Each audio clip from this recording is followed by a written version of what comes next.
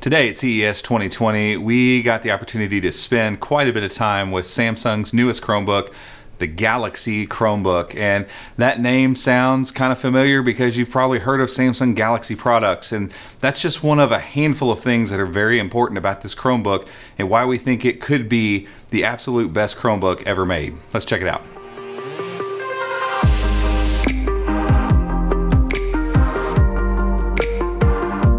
Right off the bat, it's quite clear that this is a gorgeous piece of hardware, from its absolutely crazy thin frame to the all aluminum build to the Fiesta Red and the beautiful gray color that's on display here.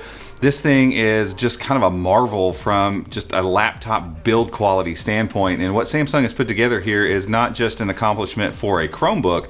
This is a fantastic accomplishment for any laptop whatsoever. There are a handful of notable things about this, and the main thing that you're going to notice and probably hear talked about quite a bit is the display on this. It's a 13.3 inch 4K display, but that's not the most odd thing that's going on here. This is actually an AMOLED display. And if you're not familiar with that, real quickly, AMOLED is what we've gotten used to on smartphones and quite a few tablets.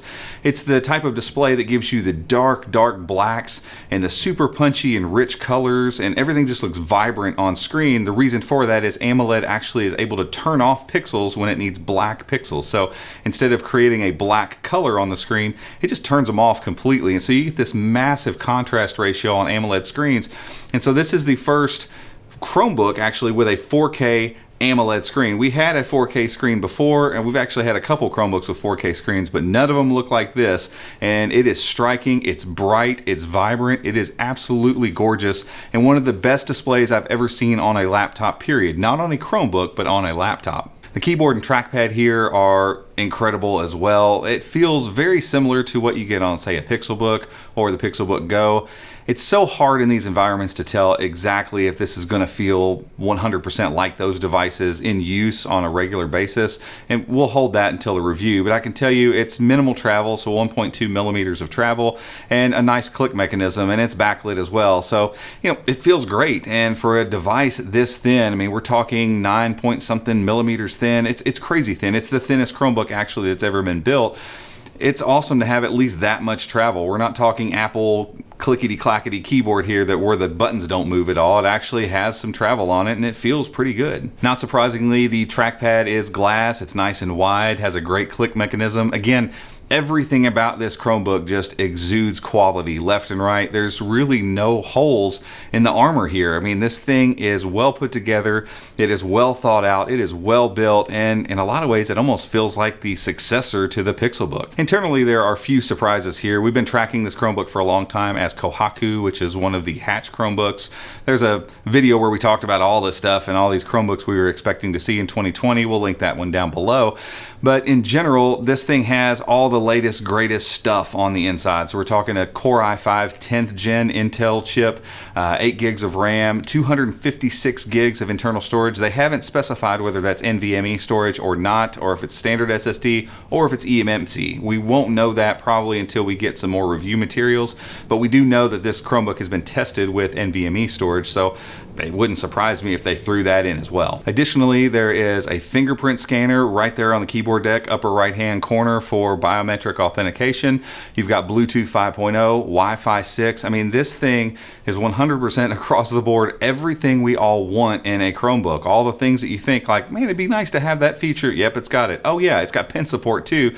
Not surprising, as this is a Samsung Chromebook. Right in the side there is a stowable stylus, so not a stylus you'll lose or have to charge or any of those things. You just drop it in the side of the device. It's going to work exactly like pens have worked across most Chromebooks for this entire time. So when we start talking about the checklist of things we would like to see in a Chromebook, this device checks all of them. All in all, there are a handful of things that we probably haven't even seen yet with this Chromebook that once we get a chance to actually review it and spend some real time with it, we'll uncover at that point. But from what we can tell, this is easily easily the best Chromebook that has ever been made, and it really does like the successor to the Pixelbook. Like when you pick it up, when you look at it, when you feel it, when you open it, which it has a one-hand lift too on a convertible Chromebook. And I don't even know how they did this, but in general, the whole thing just feels solid, well put together, well thought out.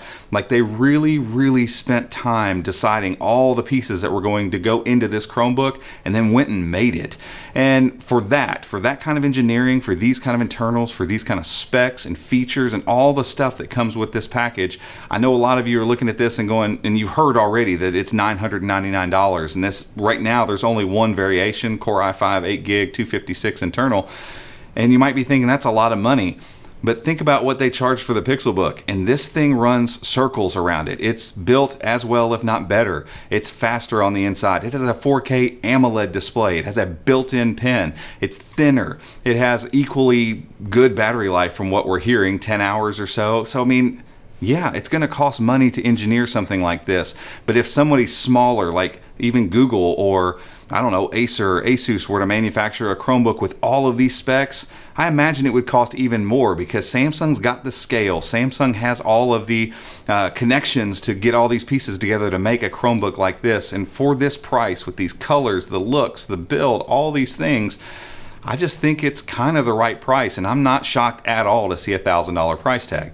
Maybe down the road we'll see a version with like an i3 and maybe a little bit less memory and a 1080p screen on it or something, and we'll get down into the $700 range. But I can tell you from spending time with it and getting my hands on it, $999 is not a shocker on this thing. If it had Windows on it, I guarantee you it'd be a $1,600 laptop easily. So we love it. We think it is probably the torchbearer, the best Chromebook, the easy choice if you want the best possible Chrome OS experience. And we're excited for, you know, a few weeks down the road when we'll be able to get our hands on it and put out a proper review. But for right now, this thing is the one to beat. But guys, that's it for this one. If you liked it, make sure and go down there and hit the like button, hit the subscribe button, and make sure and hit the notification bell if you'd like to be alerted as we make new videos just like this one from CES 2020 and beyond. Until next time, we'll see you.